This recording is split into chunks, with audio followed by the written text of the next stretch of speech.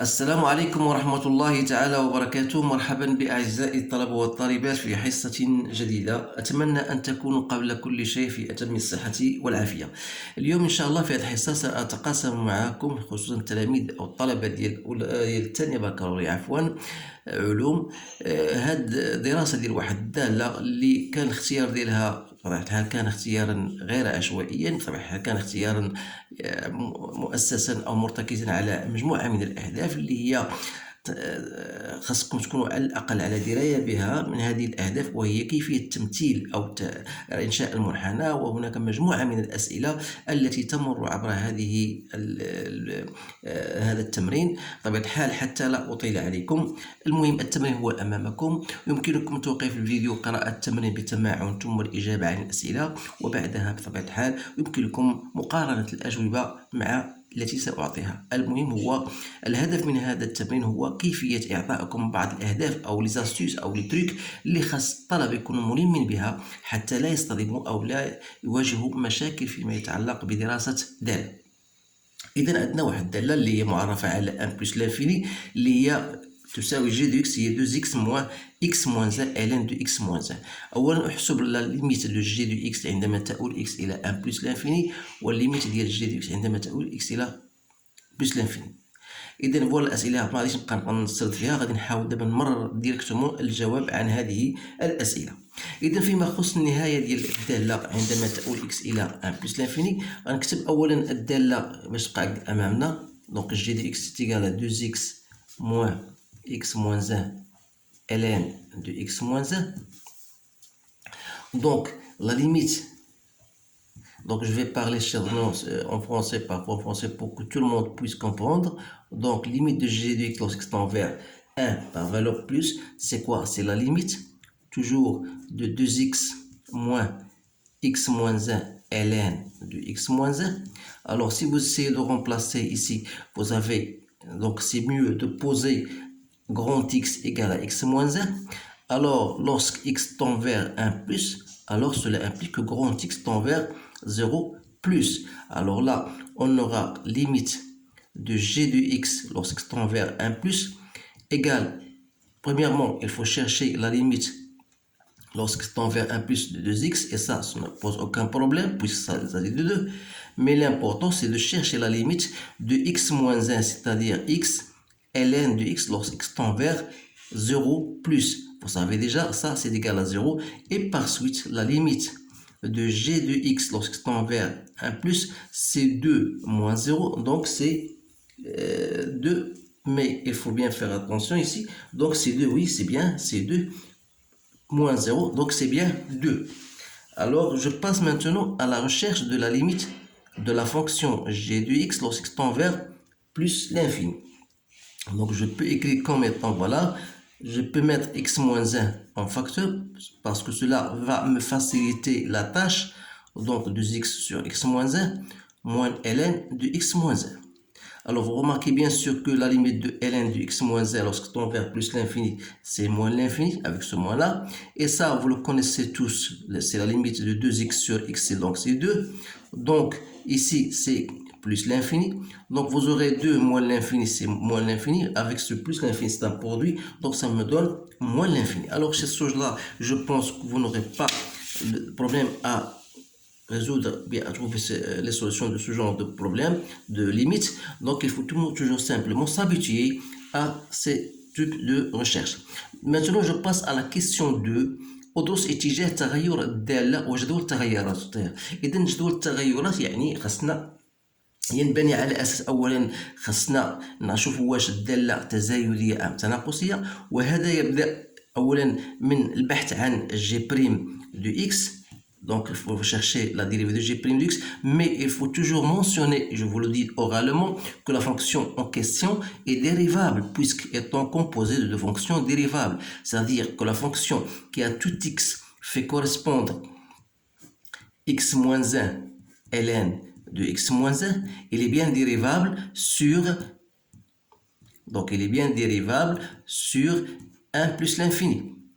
Et l'on est de même la fonction qui à tout x fait correspondre 2x. Alors la composée de deux fonctions dérivables est une fonction dérivable.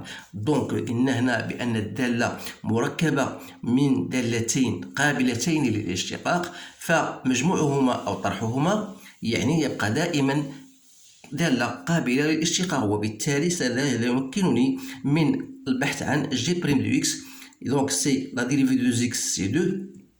Donc il reste la dérivée de x moins 1 ln de x. Donc je la fais directement puisqu'il s'agit d'une fonction de produit f fois g. Donc c'est la dérivée de x moins 1 c'est 1. Donc il reste ln de x moins 1 plus x moins 1 fois la dérivée de ln c'est 1 sur x moins 1. Donc c'est 1. Donc je le fais directement. Donc c'est 2 moins ln de x moins 1 moins 1.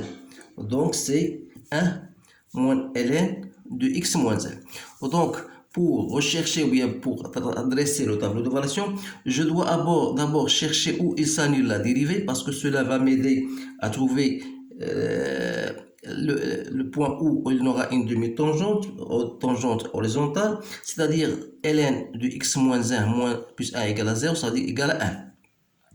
Donc, vous savez que E1, c'est quoi? C'est ln de E. Donc, vous aurez x moins 1 égale à E, ce qui prouve que x égale à E plus 1. Sans, bien sûr, il faut se poser la question, est-ce que cela appartient bien sûr à votre intervalle de définition? Alors là, c'est très intéressant parce que si jamais cela n'appartient pas à votre tableau de variation, vous ne devez pas le mettre dans vos tableaux de variation. Donc, dire que g' de x est positif, ça veut dire que ln de x moins 1 est inférieur à 1, c'est-à-dire qu'il est inférieur à e plus 1. Donc, votre tableau de variation sera de la manière suivante. Donc, vous avez x, vous avez g' de x et vous avez g de x défini sur 1 plus l'infini. La dérivée, elle s'annule 1 plus 1, ça veut dire que vous avez une tangente horizontale. Donc, vous n'êtes pas obligé de le mentionner. Donc, on a bien dit que ici, il est croissante, ici, il est croissante. Donc, votre table de variation aura bien sûr cette allure. Donc, il faut chercher la limite de plus l'infini moins l'infini. Et on a ici retrouvé 1. Donc, il faut chercher Sg de e plus 1. J'ai trouvé e plus 2. Voilà. Donc, voilà votre table de variation. La question, donc ça, c'est une partie qui va vous emmener à la suite de l'autre partie, mais c'est une partie qui est nécessaire, qui vous oblige bien sûr de savoir le signe de g de x. Alors, on va maintenant passer à l'autre question.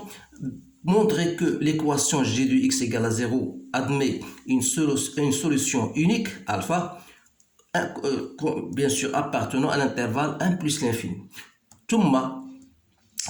Donc vérifier que cet alpha est contenu dans cet intervalle. Donc la première des choses pour montrer qu'une fonction g de x admet une seule solution unique, alors il faut mentionner d'abord que la fonction est bien contenue dans l'intervalle en question, c'est-à-dire bien sûr on a g est une fonction continue sur l'intervalle e plus 1 plus l'infini, comme vous remarquez, et décroissante. De même que si vous faites g de e plus 1, si vous multipliez par la limite de g de x lorsque tend vers plus l'infini, ça c'est déjà positif, e plus 2 est positif et ça c'est moins l'infini, donc c'est négatif. Donc ça veut dire qu'il existe un certain alpha appartenant à l'intervalle e plus 1 plus l'infini, tel que g de alpha égale à 0. إذا بالنسبة لهذا السؤال أو أعيد بالنسبة للطلبة العادي يعني أن باش نبين بأن جي دي إكس إيكال 0 خصني نشوف الشروط واش تحققت.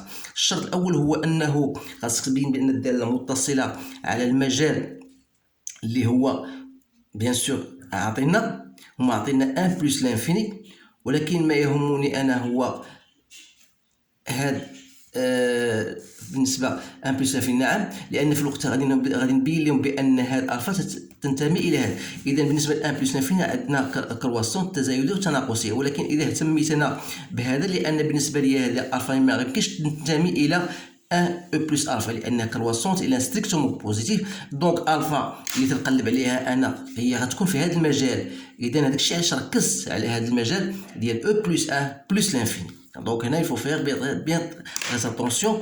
ألوغ تحقق أن ألفا تنتمي إلى هذا المجال. دونك هنا troisième condition il faut chercher tout simplement G de E au carré plus 1.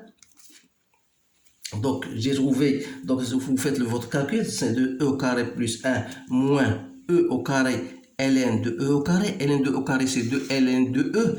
Donc il reste 2E au carré, 2E au carré plus 2 moins 2E au carré. Donc c'est bien 2. G de E3 plus 1. Donc, de la même manière, vous allez trouver 2 moins O à la puissance 3. Vous remarquez, est bien négatif et ça est positif, ce qui prouve que G de E au carré plus 1 fois G de E3 plus 1 est bien négatif. Donc, il existe bien sûr cet alpha appartenant à l'intervalle E au carré plus 1, E3 plus 1, tel que G de alpha est bien égal à 0. C'est bien ça. Maintenant, voilà, on va passer au signe استنتج قيم x حسب قيم x إشارة g de x. يعني on va étudier le signe de g de x. إذا من خلال هذا جدول التغيرات تلاحظوا بأن g de alpha égale à 0. إذا يعني أن من هنا من هذه e plus 2 c'est positif. من هنا حتى الألفا donc غتكون la fonction elle est bien au-dessus de 0, c'est-à-dire que la fonction g de x elle est positive ici, mais entre alpha et plus l'infini, vous remarquez que la fonction g de x il part de 0 et tombe vers moins l'infini. Ça veut dire que la fonction g de x elle est négative. Donc on va écrire cela en disant que quel que soit x appartenant à même e plus 1 alpha, on a g de x est bien positif, et quel que soit x appartenant à alpha plus l'infini, on aura g de x est inférieur à 0, sans oublier bien sûr que pour alpha on a g de alpha égale à 0. Donc ces choses là on va bien sûr l'utiliser lorsqu'on va traiter la seconde partie. Alors on va passer maintenant à la seconde partie. إذن فوالا عطاونا دالة أخرى اللي هي كالتالي. دونك بيان سور هذا هو النوع ديال الامتحانات دائما تتعطاكم واحد الدالة الجزء الأول ثم الجزء الثاني، والجزء الثاني ينبني على الجزء الأول. إذن فوالا f de x égale ln de x carré moins 1 sur x. Alors là, معرفة على 1 plus l'infini. Heureusement qu'on vous donne le domaine de définition, mais si jamais on vous demande de décrire le domaine de définition, alors il faut savoir comment déterminer votre domaine de définition. Donc la première question, c'est de chercher la limite de f de x lorsqu'il tend vers 1 plus. Alors là, comment on va faire? Il y a plusieurs méthodes, mais je peux faire ça, c'est la limite lorsqu'il tend vers 1 plus de ln. Donc je mets en x carré en facteur de 1 moins 1 sur x au carré. Le tout sur x. Vous savez bien sûr que ln de AB égale à ln de A plus ln de B à condition que A et B soient positifs, ce qui est dans notre cas. Donc je mets ln de x carré, c'est 2 ln de x. Voilà, 2 ln de x sur x plus limite lorsque x tend vers 1 plus. Ce qui me reste, c'est ln de 1 moins 1 sur x carré sur x. Alors là, comme x est supérieur à 1, ça veut dire x carré est bien supérieur à 1. Donc 1 sur x au carré est inférieur à 1. Donc 1 sur x carré moins 1 est inférieur à 0. Ce qui prouve que 1 moins 1 sur x au carré est supérieur à 0. Donc, pourquoi j'ai fait cela? Pour vous montrer que ça tend vers 0 plus.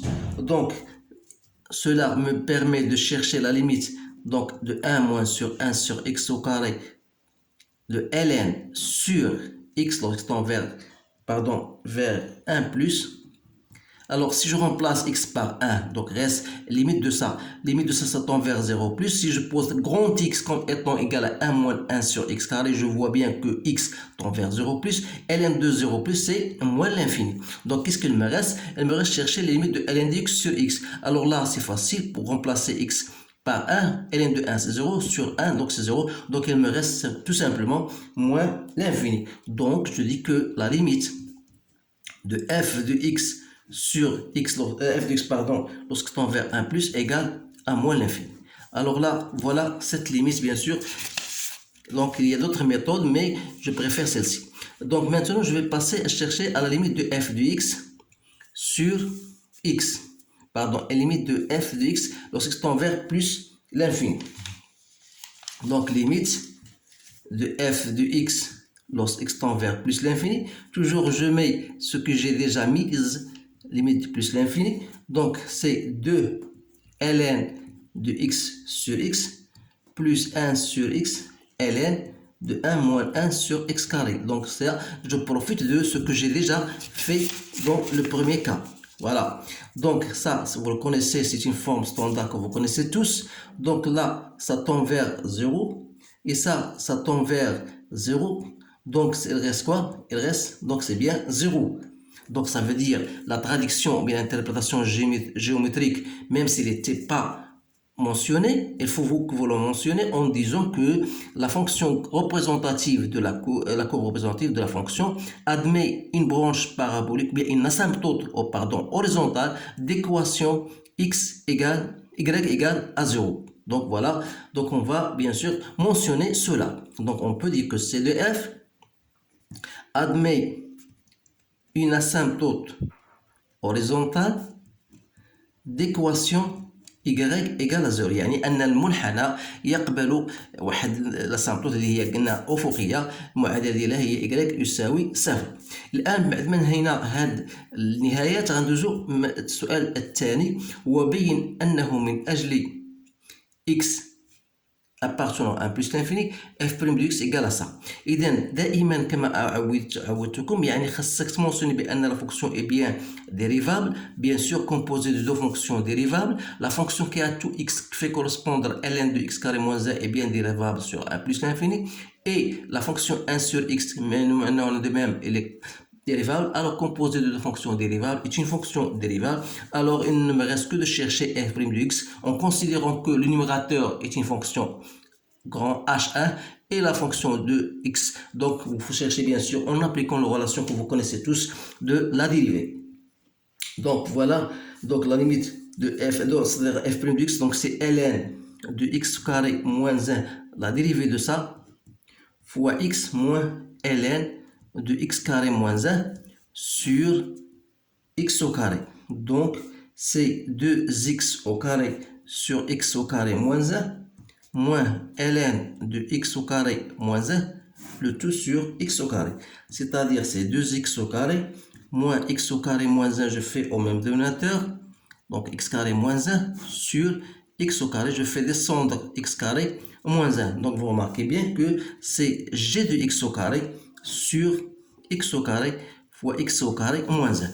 Donc, le signe de f' de x n'est autre que le signe de numérateur, étant donné que le dénominateur est toujours positif. Donc, comment je vais faire alors pour étudier le signe de variation de cette fonction? Donc, on vous demande de montrer que la fonction est croissante sur 1 alpha, racine de alpha, et décroissante sur l'intervalle racine de alpha plus 1. Donc, puis on va dresser notre tableau de variation. Alors là, la première des choses à faire, c'est comment je vais, bien sûr, d'après ce que nous avons déjà mentionné sur le signe de g de x. Donc, si je pose cette fois-ci t égale à x au carré, c'est-à-dire que f' de x égale g de t sur x au carré moins 1. Parce que cela, je n'ai pas fait le changement, tout simplement parce qu'il ne m'intéresse pas guère dans le signe de variation. Donc, ce qui m'intéresse le plus, c'est d'étudier le signe du numérateur. Alors, pour ce jeu, on va revenir à ce que nous avons déjà vu dans la première partie. On a dit que si t appartient, vous pouvez à e plus 1 alpha, on a dit que la fonction g de t, comment elle est positive. Alors là, voilà, j'ai déjà ça, on a déjà mentionné cela. Donc, dans la partie, voilà, si g de x appartient à e plus alpha, on a g de x strictement supérieur à 0. Et quel que soit x appartenant à alpha à plus l'infini, on a g de x est inférieur strictement à 0. Alors, si je fais entrer, bien sûr, alpha, je mets supérieur ou égal. Donc, voilà. Donc, dire que t appartient à e plus alpha et alpha, bien sûr, e plus 1, il est strictement supérieur à 0, et même, il est supérieur même à 1. Donc, ce qui m'intéresse, donc, dire t, c'est quoi? C'est x au carré inférieur à alpha. C'est-à-dire que x appartient à quel intervalle? X est inférieur à racine de alpha, entre moins racine de alpha et racine de alpha. Mais nous travaillons dans l'intervalle 1 plus l'infini, c'est-à-dire que x appartient inférieur à alpha, mais restera toujours supérieur à 1. Donc, il va appartenir à 1 plus l'infini, 1 racine de alpha. نتمنى نكون فهمتوني في هذه المساله هذه لانها مهمه. اذا دائما غتحط امامك المجال التعريف اللي هو او الانترفال او اي ديفيني لا فونكسيون اللي هو 1 بلس لانفيني، علما ان x au carré inférieur à alpha يعني ان x complet entre moins racine de alpha et plus racine de alpha، ولكن ما يهمني ان الانترفال هو 1 plus l'infini، دونك غناخذ من 1 حتى الالفا. يعني في هذه الحاله عندي g de t positif، دونك voilà x appartient à cet intervalle. ولكن في حالة إذا كانت x appartient à l'intervalle qui me reste شنو هي racine de alpha plus l'infini، c'est-à-dire لأن t في هذه الحالة غتكون بين alpha plus l'infini، يعني x appartient à racine de alpha plus l'infini. Donc dans ce cas يعني أن t est supérieur à alpha، c'est-à-dire dans ce cas f' du x est négatif. Donc la fonction sera décroissante، وبالتالي الجدول ديال التغيرات غيكون على الشكل التالي. Donc voilà x, donc f' de x, f de x, donc l'intervalle qui est défini sur 1 plus l'infini. On a dit que g de alpha est s'annule ici, donc ici on a trouvé qu'il est décroissant, ici croissant. Donc voilà votre tableau de variation. Il faut chercher ici f de racine de alpha. Ici on a trouvé moins l'infini, et ici on a trouvé 0. Voilà votre tableau de variation. الآن voilà غنمشيو للسؤال الذي يليه، هو إذن بين أن f de racine de alpha égale à ça. إذن هذا هو سؤال مهم جدا لأنه من الأسئلة التي تطرح غالبا. إذن باش نقلب على f de racine de alpha يكفي. Voilà, je vais noter ici f. On va montrer que f de racine de alpha égale à 2 racines de alpha moins 1. Donc on a bien sûr, on va montrer que ça égale à bien sûr 2 racines de alpha sur alpha moins 1. Comment on va faire cela? Il faut toujours revenir à ce que vous avez déjà vu. On a dit que g de alpha égale à 0. Ça veut dire que alpha moins 1 ln de alpha moins 1 égale à 2 alpha. Autrement dit, ln de alpha moins 1 sera égal à 2 alpha sur alpha moins 1. Donc, pour nous, f de racine de alpha, c'est quoi? C'est ln de alpha moins 1 sur racine de alpha. C'est bien ça. Si je remplace x par racine de alpha, donc c'est bien ça. Donc, on a ln de alpha, c'est-à-dire c'est 2 alpha sur alpha moins 1, fois il nous reste 1 sur racine de alpha. Donc c'est 2 alpha sur alpha moins 1, racine de 1 sur racine de alpha n'est autre que racine de alpha sur alpha. Donc je pourrais simplifier puisque alpha est différent de 0. Donc il me reste quoi? Donc il me reste 2 racine de alpha sur alpha moins 1, et c'est bien ça. Donc la dernière question, donc voilà. بين أن المنحنى السلبي f يقطع محور الأفاصيل في نقطة واحدة نسميناها بيتا، حيث بيتا بين 1,4 et 1,5. إذا بالنسبة لهذا نحتاج إلى ما يسمى théorème des valeurs intermédiaires. Donc عندنا f est déjà une fonction continue sur l'intervalle 1 racine de alpha, et même elle est croissante. Donc plus, il faut chercher f de 1,4 que j'ai trouvé égal à moins 0,0 à peu près 3. Et j'ai trouvé f de 1,5 égale à 0,14. Cela veut dire que f de 1,4 fois f de 1,5 est négatif. Alors là, il existe un bêta appartenant à 1,4, 1,5 tel que f de bêta égal à 0. إذا ما بقى لنا غير نرسموا المنحنى اخذين بعين الاعتبار بان هاد racine de alpha est à peu près égal à 3. Donc voilà, j'ai déjà presque fait cette voilà. إذا عندنا 1 فهو bien sûr asymptote vertical. عندنا donc racine de alpha à peu près égal à 3. هنا كاين واحد asymptote عندنا واحد طونجونت اوريزونتال لا فوالا. دونك قلنا بان الداله تقطع محور الافاصيل في نقطتين في بيتا ها هي. دونك ما بقى لنا غير نرسموا المنحنى اللي غادي يكون على الشكل التالي. اذا فوالا، اذا هنا ما تنساش بان ليميت دو اف دو اكس لوسك تون فير بلس لانفيني ايغال ا 0. دونك يعني ان الداله ستجانب ou elle va côtoyer l'axe des abscisses. Donc ici, voilà, et elle va descendre toujours en côtoyant l'axe de l'équation x égale à 1. Donc voilà votre courbe, plus ou moins, et j'espère que ça vous plaira. Donc essayez toujours de s'habituer à se faire ce genre de courbe pour ne pas trouver de problème. Donc bien sûr f de racine de 3, j'ai trouvé, il faut chercher bien sûr f de racine de alpha égale à f de 3. Donc j'ai trouvé à peu près 0,75 si je ne me trompe pas. Alors voilà votre courbe bien sûr comme vous le voyez. إذا أتمنى أن يكون تفسيري أو لشرحي أو تبسيطي لهذه النوعية من الدول مفهوما عند طرفكم. أتمنى لكم حظا سعيدا. أستودعكم الله والسلام عليكم ورحمة الله تعالى وبركاته.